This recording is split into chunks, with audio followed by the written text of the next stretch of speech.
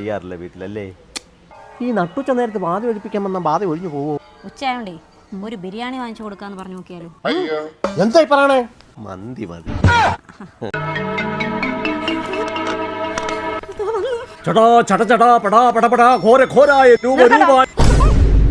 നിർത്താൻ പറയുന്നു. ആ മന്ത്രം പറഞ്ഞത് ഫ്ലോ അങ്ങ് പോയി. അല്ലാതെ മന്ത്രം അറിയാഞ്ഞിട്ടല്ല.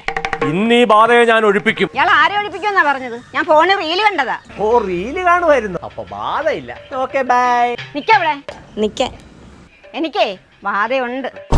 എന്റെ ബാധയെ വേണ്ട, ആ നിക്കുന്നവളാ എന്റെ ബാധയായ അവളെ താൻ ഇവിടുന്ന് ഒഴിപ്പിച്ചിട്ട് പോയാ മതി.